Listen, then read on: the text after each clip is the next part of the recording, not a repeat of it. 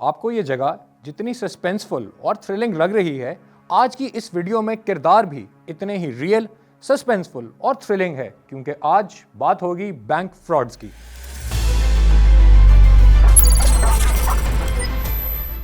भाई, बचपन से हमने सुना था कि बैंक में हमारा पैसा महफूज है, मगर ऐसा कोई चक्कर नहीं है। मेरे पास आज आपको सुनाने के लिए ऐसी कहानियां हैं जो पहले आपको हैरान और फिर परेशान कर देंगी। पाकिस्तान में नहीं थी, मेरे क्रेडिट कार्ड्स वगैरह खुले हुए थे। मैं जब वापस लैंड की उसके अगले दिन मुझे फ़ोन कॉल आई है, like I got 2 phone calls. UAN number आ रहा था, they sounded just like my bank, they had all my information. और मैं उस बंदे को एट वन पॉइंट बोल रही हूँ कि आप you sound like a hacker, you don't sound like a representative of the bank. While I'm saying this, मैं साथ-साथ अपनी डिटेल्स भी जो मुझे वो पूछ रहे हैं उनको वेरीफाई करती जा रही हूँ। There was some level of hypnosis or mind control. I don't mean mind control के कोई जादू तिलिस्मी situation, but like in terms of like confusion tactics होते हैं जिसके अंदर I think like because there was a breach at the bank. मेरा card use नहीं हुआ, उसका कोई डाटा यूज़ नहीं हुआ, कोई कोड नहीं यूज़ हुआ, थंब इम्प्रेशन मेरा यूटिलाइज हुआ है उस सारे स्कैम के अंदर। भाई, ज़रूरी नहीं कि हर बार गलती सिर्फ आपकी हो। कुछ स्कैम्स में आपके बैंक्स के, नादरा के और टेलीकम्युनिकेशंस के लोग भी शामिल हो सकते हैं, इसलिए एहतियात बहुत ज़रूरी है। सबसे पहले तो बैंक इसका नोटिस लेता है और आपकी कंप्लेन लॉन्च करता है। So there is a form available. Let's suppose अगर उनके अकाउंट से कोई ट्रांजैक्शन हो गई है जो कि ही और she was not suppose to do it. So उसमें करता ये कि बैंक उसकी भी प्रॉपर एक बैक एंड से पूरी इन्वेस्टिगेशन होती है और उसके बाद विद इन 30 डेज़ के टाइम पीरियड के अंदर हम वो पैसे उनको रीइंबर्स करते हैं। We have set up a department, it's called anti fraud unit. आप उनके पास जाएं, आप उनसे बात करें, आप उनसे अपनी प्रॉब्लम शेयर करें, उनसे पूछें कि जी हाउ हम इसको किस तरह से प्रिवेंशन कर सकते हैं। अब पॉसिबिलिटी के जो बैंकिंग के अंदर हमारी टेक्निकल टीम है किसी भी बैंक की, ठीक है, वो अगर हैकर्स के साथ मिल के आपकी पर्सनल इन्फॉर्मेशन लीक करना चाहें तो दे कैन डू दैट। होता ये है कि अगर आपको OTP नहीं आया तो ये भी हो सकता है कि जी कोई भी बैंक का नुमाइंदा हैकर उस टाइम पीरियड के अंदर विद इन लाइक 1 से 2 घंटे के अंदर वो नंबर आपका जो पर्सनल आपका नंबर होता है जो कि आपके अकाउंट के अगेंस्ट होता है उसको चेंज करके कोई भी नंबर डाले जिसके ऊपर OTP आ रहा हो। इसमें कोई एक पर्सन इन्वॉल्व नहीं होता, इसमें आपके नादरा, क्योंकि आपके CNIC के अगेंस्ट आपकी हर इंफॉर्मेशन मौजूद है।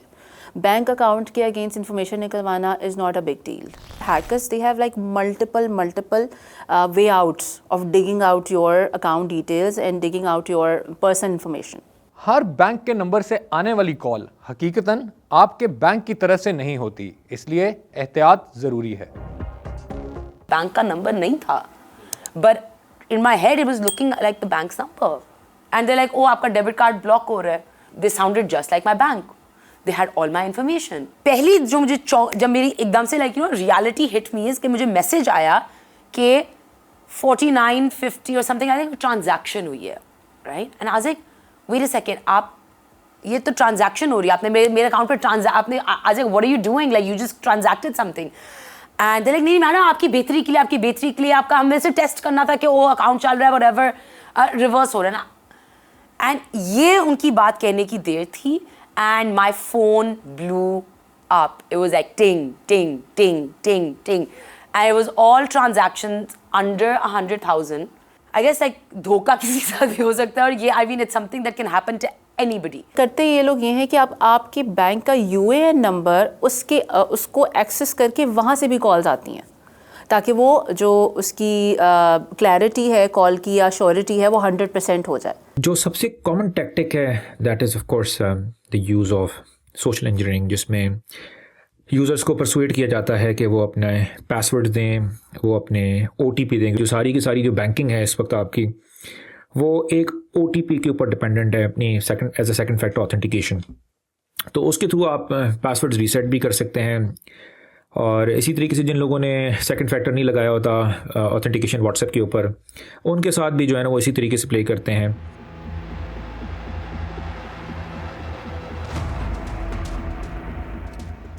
देखने में तो सिंपल लग रहा होगा, मैंने कप उठाया और चाय पी, बट कोई शातिर चोर आपके यहाँ से फिंगरप्रिंट्स भी चोरी कर सकता है।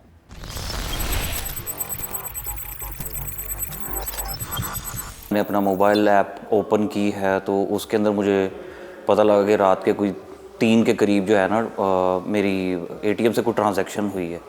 तकरीबन 1 लाख की अमाउंट थी। मेरा तो प्रॉपरली शो यही हो रहा था कि एटीएम से ट्रांजैक्शन हुई है। तो उसके बाद जब मैंने अपनी जो एक डिजिटल कार्ड था उसकी ट्रांजैक्शन हिस्ट्री में जब मैं गया हूँ तो वहाँ पे कुछ 7 to 8 ट्रांजैक्शंस थी जो मेरी थंब ऑथेंटिकेशन फ़ी के नाम से हुई थी। मेरा तो नहीं माइंड काम करता स्कैमर्स के माइंड के साथ कि उसने किस तरह से ये किया है सारा कुछ, बट द थिंग इज़ कि उसने मेरा थंब इम्प्रेशन अपने साथ रिलेट किया है या कोई अपना, जाहिर सी बात है वो अगर फ़ी जनरेट हो रही है बार बार तो वो थंब इम्प्रेशन अपना रिलेट करवा रहा है मेरे अकाउंट के साथ।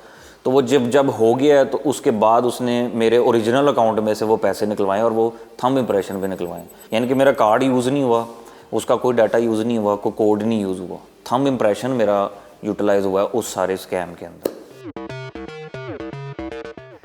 भाई इन सब स्कैम से बचने के कुछ तरीके भी हैं और वो क्या हैं, लेट्स फाइंड आउट।